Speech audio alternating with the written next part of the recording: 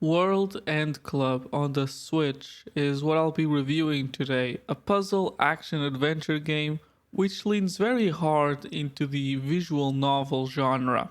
Released originally on the Apple Arcade as an early access game, and now the finished game on the Switch and supposedly also PC, but I can't find any information of this game actually coming to PC besides the original announcement way back in 2019 when the game still went by a different name of Death March Club. So, grain of salt on this game getting a PC release right now. But regardless, Took Kyo, and I have to address that I'm saying it like that because it's Took Kyo, it's two words, and that's how they said it in a live stream, or at least that's what it sounded like to me. So, sorry if it sounds weird, but it's not Tokyo. Anyways, the reason I bring it up is because this studio is notable for being a studio formed out of ex Spike Chunsoft employees. Spike Chunsoft, for those who don't know, was and still is a pretty notable company in the space of visual novels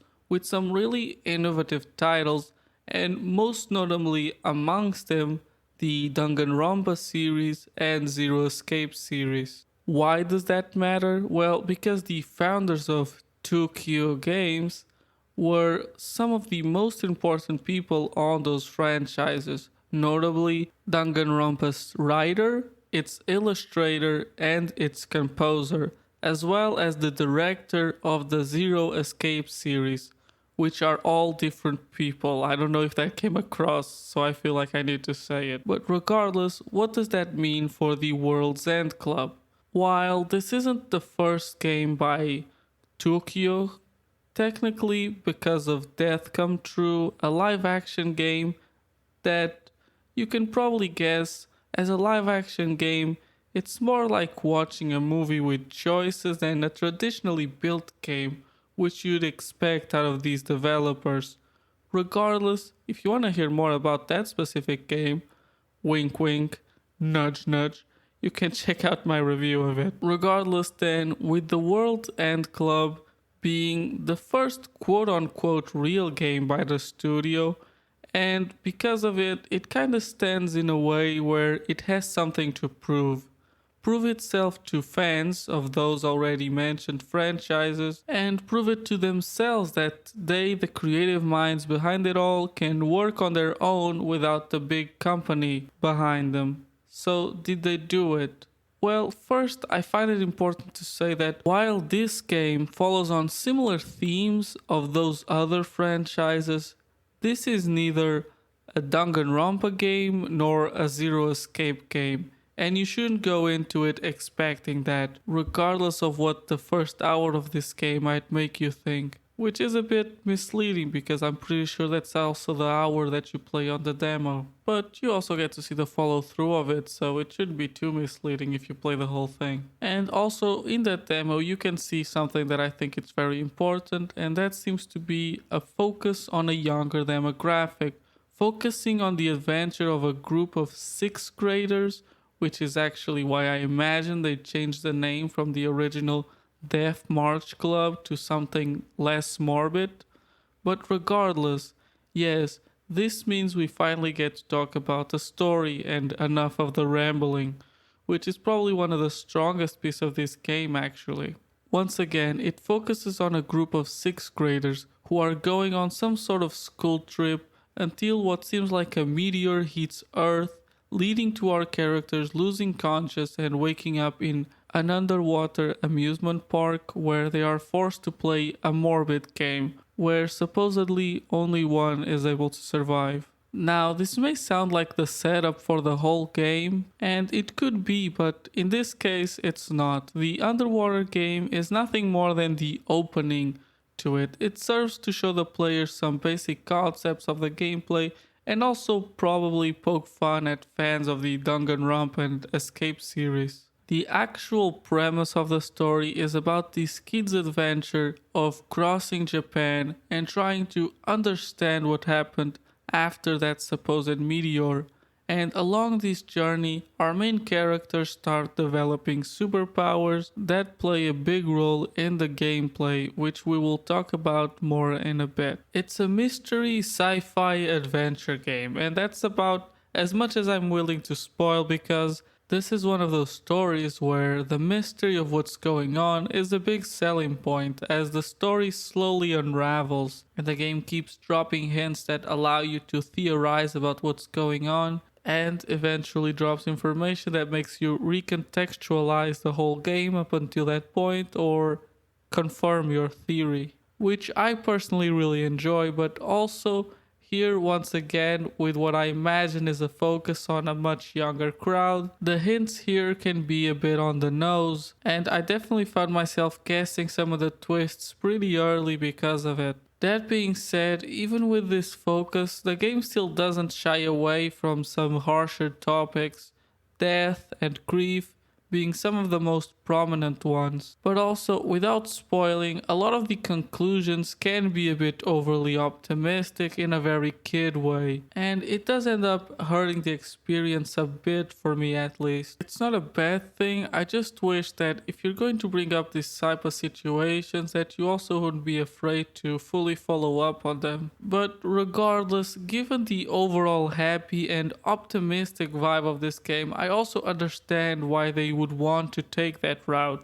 And overall, it's still a very engaging and enjoyable story. Speaking of enjoyable, then we have our main characters, the 6th graders. There are a total of 12 of them, and they, especially given the length of this game, do get ample character development and the development of the relationship between all of them, which can often be childish, but I still enjoy them. And it's no laughing matter keeping 12 main characters always active in the story while still having enough character development to feel like actual characters. But I guess that's to be expected from the writer of Danganronpa. That being said, they can definitely feel archetypal at moments. Like for example, the chubby guy is always thinking about food, and the baseball sporty type is a loudmouth, and our main playable character we mostly play as is a mute, but the game actually plays with these archetypes in interesting ways, both in the character development and the overall story as well. And I think it really makes them stand out in a positive way amongst other similar setups for stories and games. Also, if I can go a bit off right now, I think this is slightly related, but I might be totally wrong about it, and that is that this game does some sort of reference or tribute to the Mother series or Earthbound, with the whole kids going on an adventure with weird stuff going on. But a lot of games do that.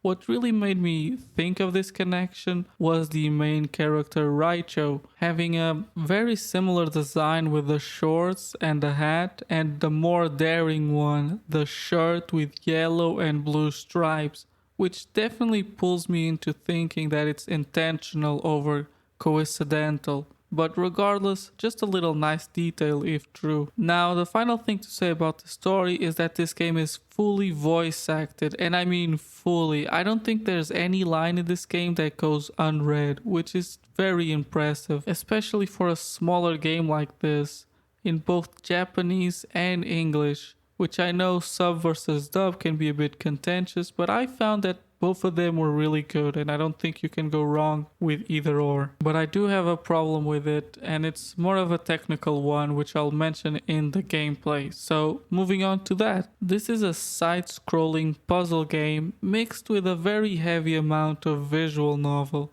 I would even phrase it backwards. This is a visual novel with some side-scroll puzzling in it. And the puzzles that are here can be very pushovery as well, and we will get into that in a second, but first we need to talk about our playable characters. Like I mentioned before, Raicho is our main character and he's who we play as for most of the game, but he's not the only character we play as. In fact, by the end of the game you will have played with almost every member of the group, which by the way is called the Go-Getters Club, which I hadn't really mentioned before. And usually the way it goes is at certain points in the story, the members of the group will be in situations where they acquire powers and that will usually be when you get to play as them. Their powers exist in such a way that they're clearly made for solving puzzles and do very simple combat. For example, our main character Rachel can throw things really hard. Yes, that's his power. And because of that, it works to attack enemies, but also to, for example, activate switches that are out of reach by throwing something at them. Then another example we have early on is Chuko, who is a small girl and she can breathe fire when she eats hot chips because she doesn't tolerate spicy food very well. I swear they're not even all this goofy. Most of them are fairly straightforward like Raicho, but regardless, obviously this flame power can be used offensively but also used to solve puzzles once again, like melt ice or burn a pile of wood, that kind of thing. Also, I have to address these are all real examples and I'm not making anything up. And all the powers work like this in some way. They can be used offensively, but their main purpose is to solve some sort of, again, very simple puzzle. But there's also a different type of puzzle in this game that doesn't use superpowers. This one only showing up a handful of times, unfortunately, because these were actually a bit more challenging and interesting. These are passcode puzzles, so to say, where you have to guess a password based on things you have learned throughout the story. And it comes off a bit like a hey, I hope you've been paying attention to the story kind of thing, but I still found them very satisfying to figure out. But even if you can't figure them out, there is a very forgiving hint system. And I said hint like that because it can often just outright give you the answer, which takes a bit away from the enjoyment.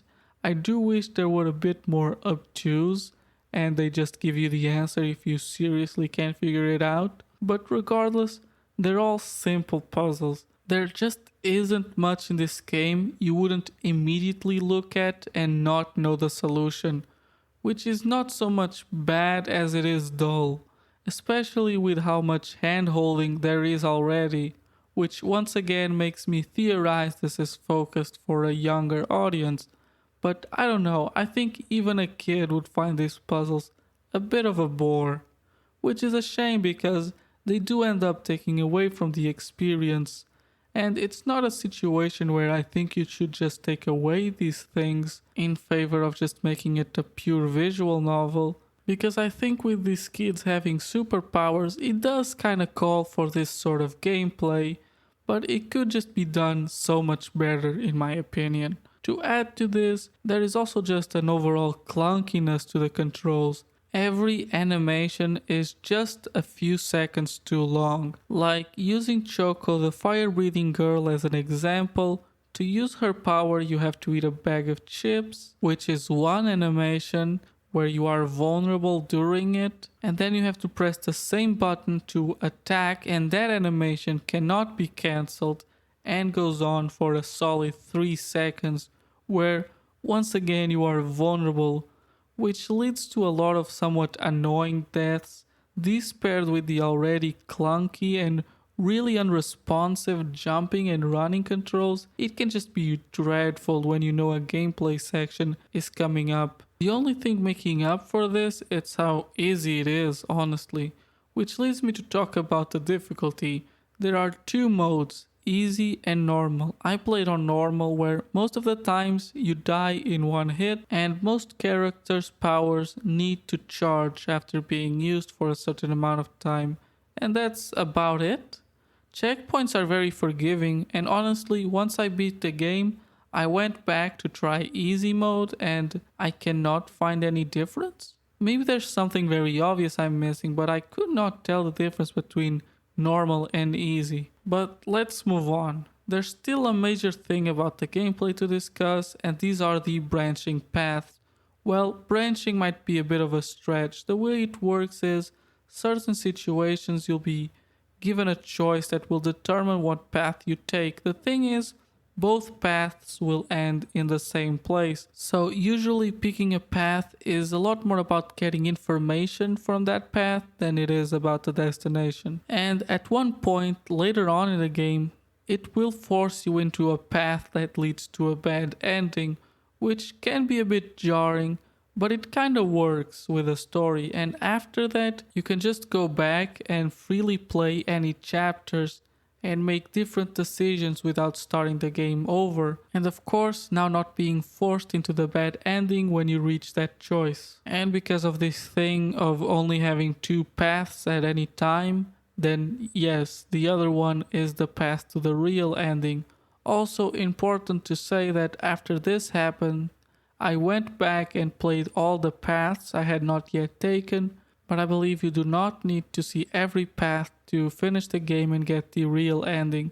Even though I think you should do it, but you will need to do some specific paths that have information necessary to complete the puzzles of the final stages, and thankfully the game will tell you this. Also, a smaller detail to mention here is how everything is structured on the map. Everything is divided by chapters, and you can see clearly where the story diverges and converges once again. And also, chapters in this game are divided into three main types. Story, where it's purely a visual novel, and this is the one that has the most in the map, thankfully actually. Then camp. This one can be very self-explanatory. This is when your group sets up camp and you have an opportunity to talk to them individually. And then act. This one has a lot of story usually in them, but what act means is that you're gonna be playing those platforming and puzzles. And this is pretty helpful, just being able to go back and replay certain areas. It will help, for example,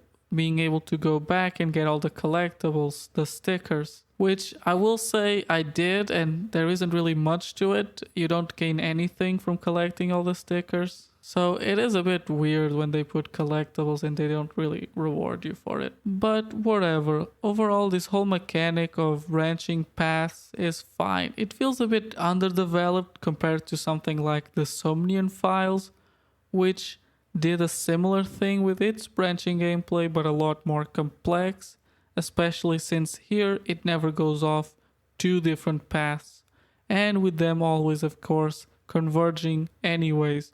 It feels very simple, but it's also not without reason. When you take a different path, it's often with the same goal, just different opinions on how to achieve it. So if the end goal is the same and both are successful, then of course both paths will end up in the same situation. Just of course that's also not very realistic that they would always be successful. Again, this isn't a big criticism, and of course each path has a lot of different information that makes it worth going through. And I think one of the things that this game actually does clever, and it makes the story a little bit unique to how the player chooses a certain path, because it leads you to get twists and information in different orders. And that gives the story an inherently different feeling to it depending on the path you take, and there's quite a few paths it can take even with just two different paths at each choice. To make this idea more palatable, just imagine that if you have three choices with two paths each, and each path ends up leading to the next choice anyways, then at the end you have a total of 8 paths you can take throughout the three choices. So imagine that for the a lot more choices that there are in this game. What I'm trying to say is you can make a lot of different paths and get a totally different experience, even though it is a bit of a gamble because it only works on the first playthrough. But I think it pays off, even if it's hard for me to confirm that, again, because I can only play this game for the first time one time. Especially since the game creates a situation where it wants you to go back and play the other paths you didn't take without having to restart the game, and in fact doing it before you finish the game. But it's still a cool little thing that it does add to the conversation of this game, as for example, imagine you talk to a friend who also played this game and you guys took very different paths and end up having a very different experience, and that makes for interesting conversation, I think. Anyways though, I feel like I rambled a bit here because it is an interesting, different thing that this game is doing. But overall, the gameplay of the World Ends Club is good when it's in service of the story at least. But when it's trying to do the whole puzzle 2D platforming thing, it's just too clunky and the puzzles are just too simple to be enjoyable. Now speaking of clunkiness, I do want to mention one thing before we move on though, and it's a bug where if you set your game to autoplay the text, it will skip characters' voice lines because of the way the autoplay works, as it waits until the whole text is on screen and then a few seconds after it moves on to the next line. So you can see why that would make a lot of the longer voice lines get automatically skipped, and unfortunately this is both a problem in the Japanese and English dubs. But hopefully, given how blatant it is, it will be fixed soon. Now moving on to the graphics, probably the biggest mixed bag of the whole game, because if you look at art from this game and the character design, it looks great. To me, the characters look a lot like the humans in Pokemon games, but even more stylized. And the backgrounds are also really nice and detailed in the visual novel parts. And I even really like some of the scenarios in the 2D segments that look really good and have a lot of personality to it, like the underwater amusement park, which you are seeing in the gameplay of this video. But that's more of the exception and not the rule. Other platforming scenarios can be so bland. Forests, back streets, snowy areas, and the stereotypical sewer level, they all look really bland, and often with very simple level design and repeating backgrounds, and it will clash really hard with what is otherwise, in my opinion, an absolutely gorgeous looking game. The enemy creatures also suffer from this, with the exception of a couple bosses that actually look pretty good, but most enemies not so much look bad as they look out of place. Their art style clashing with the one of the game, and seemingly for no reason, plot-wise or otherwise, and it really brings it down in my opinion. Thankfully, most of the game is good looking because again, most of the game is that visual novel style. But when it isn't, you will notice, and it is very jarring. I'm not sure if this is simply a limitation of this originally being an Apple Arcade game, which I believe means it was meant to run on a cell phone. But I'll be honest, I don't really buy that excuse, because this game can look amazing, and it does at some point, so it's clearly not a hardware problem. Now then, the soundtrack. It's actually really good. It sounds like Danganronpa, which I have compared this game to a couple of times now, even though I said they're totally different, and they are, thematically at least. But they're definitely very similar here, which I guess is bound to happen when they share a composer. Regardless, soundtracks have always been my weak spot, but I will say that I really like this one. It has a very charming sound that can morph to fit very well with the different situations of the game, as this game can very much change between being fairly upbeat and being fairly dreadful, but surprisingly never too dreadful, given the nature of some of the things that happen in this game. And this is all I have to say about the soundtrack. I'm sorry. But now we come to an end, and overall, this game will last you about 20 hours to complete the story to its true ending and even see all the other paths. And it's a story worth going through. It's very engaging and fun. It isn't too deep, but it also doesn't need to be. The only problem really here is that it's very rough on the edges, filled with odd bugs, especially that autoplay one. But even with that, I can still that I enjoyed my time with it enough that I went back and got all the useless collectibles that, by the way, are also not well hidden at all. But that doesn't matter. Regardless, I am giving Worlds End Club a 7 out of 10, and it's a solid 7. I was thinking that because of the gameplay and its clunkiness that I might have gone lower, but the experience I got out of it just pushed it above that. That being said though, I don't see this being an 8 anytime soon, but it does make me excited to see what this studio does next, and I hope that they keep making better and better games. Now, recommendations. At $40, or your original equivalent for a fairly long visual novel, it feels fair, at least to me, especially at the type of budget it seems to be at. But with how buggy it is right now, I might advise either waiting for a patch or for a sale. But if the bugs I mentioned don't bother you and you really just want to play another game with some mystery and some nice characters that is familiar to that Danganronpa style, then you might enjoy it. Just don't go expecting Danganronpa. Does that make sense? Danganronpa style, but not Danganronpa type of game. Regardless though, I hope that this video helped you in your decision, and regardless of what that decision was, I hope that you enjoyed watching this video, and if so, please consider subscribing and even liking and commenting, all things you can do for free here on YouTube. And regardless of that, I hope you're having a good day, and goodbye.